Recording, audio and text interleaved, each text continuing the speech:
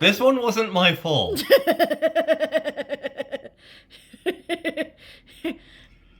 So, while Courage was visiting, he had time to kill while I was at work, and he went over to Yon local wargaming store, and because Courage is much better with people than I am, he made friends.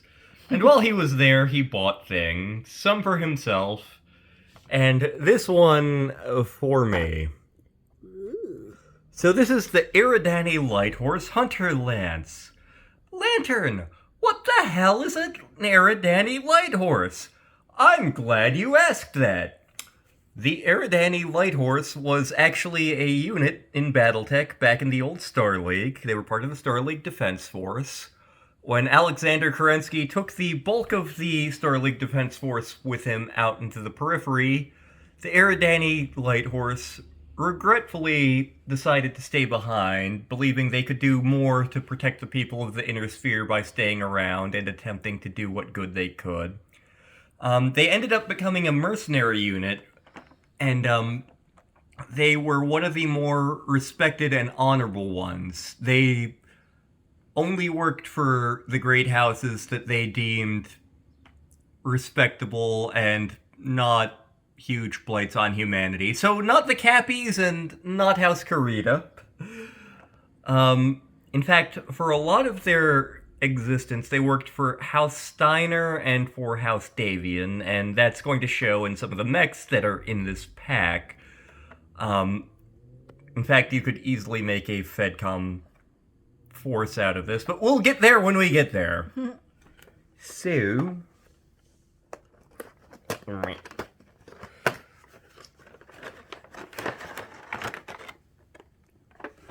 There are the cards. Okay, I was like, did you drop one? Okay, which of these bad boys should I go for first? Tempted to say the one further up. This one here? Yes. This is actually the mech I'm least familiar with. But it's an interesting pick. Okay. So, most of these mechs are different versions of historical, like, intro tech mechs. This is the exception. This is a mech called the Sagittaire. It looks like a plane with legs. There are mechs that better fit that description, but I see where you're coming from. So this came out in technical readout 3067, so it came out in the mid-3060s. In fact, it was first developed during the Federated Commonwealth Civil War. By Robinson Standard Battle Works. It is an assault mech. I can't remember its particular weight, but it's definitely more on the Davian side of things, again, being made on the capital of the Draconis March. I can't remember how much it weighs offhand. I want to say it's an assault mech. I also know it is like a massive flashbulb. Davian mechs basically come in two flavors. Either all of the autocannons, preferably smaller ones, or flashbulb. This is definitely the latter. Again, you tend to find this only in House Davian and with associated mercenary units until you get to about the 3140s when House Karita takes over Robinson for a while and manages to produce a couple of these for themselves. Still, it's pretty iconically a Davian mech, and in fact, it was the cover mech for technical readout 3067. There's a certain point in mech history where, like, my memory and knowledge of them drops off like a cliff, and it's about here. Get back in there. Okay, next mech. That one. This is a fun one.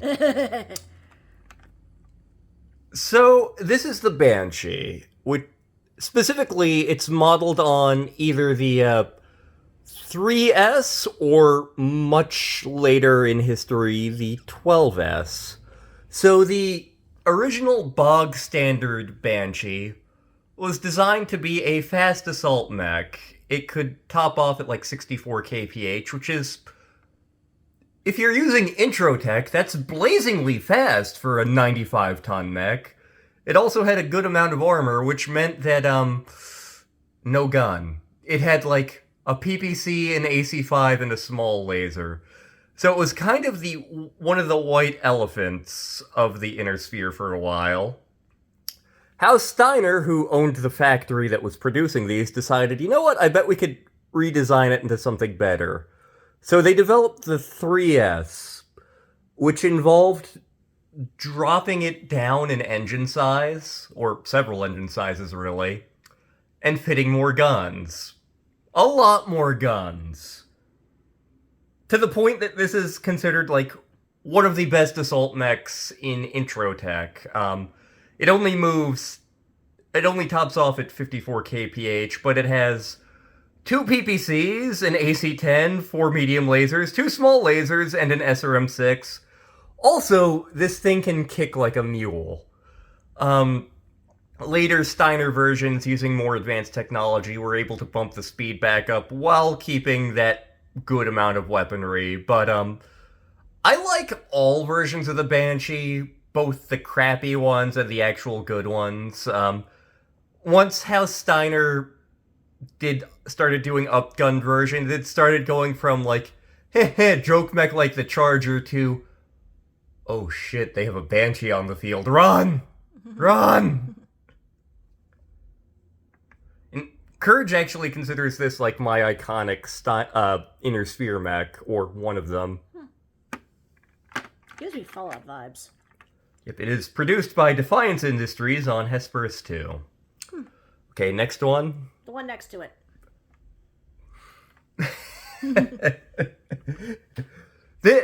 This one annoys me for lore-specific reasons. So, this is the Cyclops, and actually one of the commanders of the Eridani Light Horse piloted one of these. It was originally produced by Stormbanger Assemblies on the planet Kaf. It is a 90-ton mech. It tops off at 64 kph. It has a decent amount of gun, but the flip side of that is it has relatively thin skin for an assault mech. The bog standard one has 2 medium lasers, an AC-20, an SRM-4, and an LRM-10, so it kind of is like an upgunned, non-jumpy Victor. What's the Victor? You haven't gone over that. Don't worry about it. The bog standard version only has 10 tons of armor. The thing it was noted for was something that doesn't actually have impact on gameplay unless you're using specific quirks. It had an advanced computer in it that let it direct mechs for, like, an entire planet. Which, again, there weren't any gameplay rules for a long time. But this is supposed to be like a commander's ride. However, even before the Star League fell, the factory for it on Kaf got blown up and wasn't rebuilt. So the thing that annoys me about this, there were several advanced tech versions of it that came out in the 3040s, 3050s. But there was no actual factory for this mech, so I'm like, these are too advanced to be refits, but who's building these things? Who's making them? Why isn't this extinct? It really bothers me! Hi, Krillin. But, eventually, they started producing these at I mean, this mech was generic enough that you could find it in any of the great houses, and for a while they were associated with the Capellan Confederation because they owned Kaf briefly. But, eventually, Grumium Industries in the Free Rasselhog Republic was producing them and selling them to anybody because they needed the money. And, of course, Rasselhog eventually gets completely absorbed by the Ghost Bears, so the Ghost Bears eventually wind up making clan tech versions of these bad boys for, like, their garrison forces. So, yeah, it's a mech I enjoy. And that leaves us with this bad boy. And this is actually designed to look like a specific version, because you notice it has, like, fire coming out of the back of it because it's jumping. Oh, that's what it's doing? I thought maybe it was sitting on a rock. Nope, it's jumping. Boing. So this is the Thunderbolt, another really old mech. There used to be a primitive version of it, but this was originally created by the Earthworks Corporation, specifically the Tikhonov branch of the company. It is a heavy mech, 65 tons, I believe. Tikhonov was owned by the Capellans for a long time, although Davian conquered it, and then unconquered it, and then reconquered it, and then unconquered it. It was also produced at the Keystone branch in the Free Worlds League. And then Trailshire Industries of Adelaide in the Lyran Commonwealth. Blackstone Industries on Einarchs in the Lyran Commonwealth. Trailshire Industries on Twycross, and Olivetti Weapons on Sudayton in the Lyran Commonwealth were also producing those. Two of those factories got conquered by the Jade Falcons. This version specifically is modeled after the PDR 5SE, or the 7SE, or the 12SE, any version that is an SE. Basically, those versions took off some of the anti-personnel weapons, like the SRM-2 and the machine guns in the case of the 5R,